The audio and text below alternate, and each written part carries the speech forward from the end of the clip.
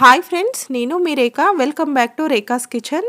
ఈరోజు రెసిపీ ఇడ్లీ పోహా ఎలా చేద్దామో ఈరోజు వీడియోలో చూద్దాం.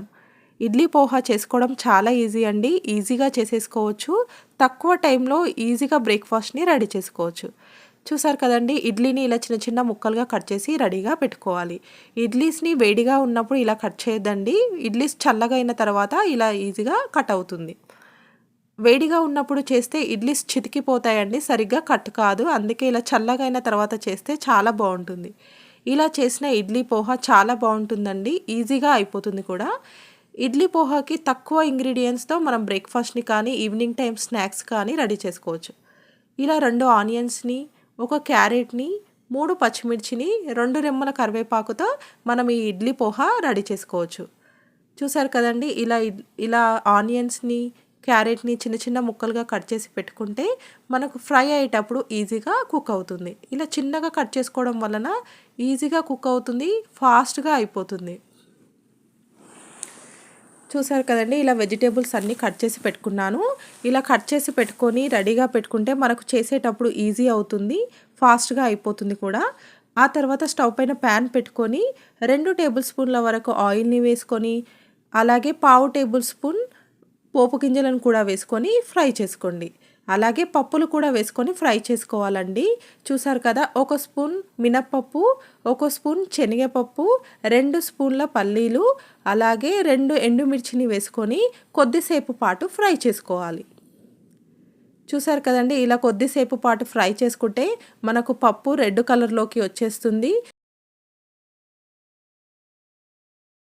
చూసారు కదండి, ఇలా కలుపుతూ ఫ్రై చేస్తే ఈజీగా త్వరగా ఫ్రై అయిపోతుంది. ఆ తర్వాత 2 రెమ్మల కరివేపాకు, ముందుగా కట్ చేసి పెట్టుకున్న పచ్చిమిర్చిని కూడా వేసుకొని ఇలా ఫ్రై చేసుకోండి. ఇలా పచ్చిమిర్చి, కరివేపాకు కూడా ఫ్రై అయిన తర్వాత ముందుగా కట్ చేసి పెట్టుకున్న ఆనియన్స్, క్యారెట్స్ని కూడా వేసుకొని కొద్దిసేపు ఫ్రై చేసుకోండి. చూసారు కదండి, ఇలా ఆనియన్స్ని, క్యారెట్ని ఒక 1 మినిట్ పాటు ఉడికించుకోండి. ఈజీగా కుక్ అయిపోతుంది. మనం చిన్నగా కట్ చేసుకున్నాం కదా, త్వరగా ఫ్రై అయిపోతాయి. ఇలా ఫ్రై అయిన తర్వాత ఒక 1/2 టేబుల్ స్పూన్ వరకు సాల్ట్ని కూడా వేసుకొని ఫ్రై చేసుకోండి. చూసారు కదండి, ఇలా కుక్ అయిపోయిందా లేదా మనకు అర్థమవుతుంది. ఒక 1 మినిట్ పాటు కుక్ చేస్తే ఈజీగా కుక్ అవుతుంది. అలా కుక్ అయిన తర్వాత ఒక 1/2 టేబుల్ స్పూన్ సాల్ట్ని వేసుకొని బాగా కలిపి కుక్ చేసుకోండి. ఇలా కలుపుతూ ఫ్రై చేసుకోవడం వలన అడుగు మాడకుండా చక్కగా ఫ్రై అవుతుంది. అలాగే ఒక చిటికెడు పసుపు కూడా వేసుకొని ఇలానే ఫ్రై చేసుకోండి. పసుపు ఎక్కువగా వేయొద్దండి, చిటికెడు వేస్తే సరిపోతుంది. ఇడ్లీ కదా ఇది, పసుపు ఎక్కువ వేసామంటే మనకు పసుపు స్మెల్ తెలిసిపోతుంది.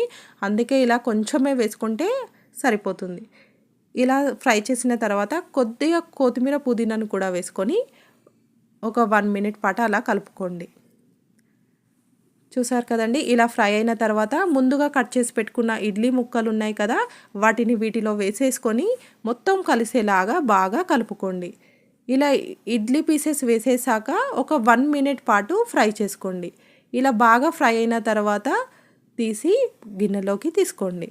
చూసారు కదండి, ఇడ్లీ పోహా చాలా తక్కువ ప్రాసెస్తో ఈజీగా అయిపోతుంది. మనకు టైం కూడా ఎక్కువ పట్టదండి, జస్ట్ 5 మినిట్స్లో అయిపోతుంది. ఇలా చేసిన ఇడ్లీ పోహా చాలా బాగుంటుంది.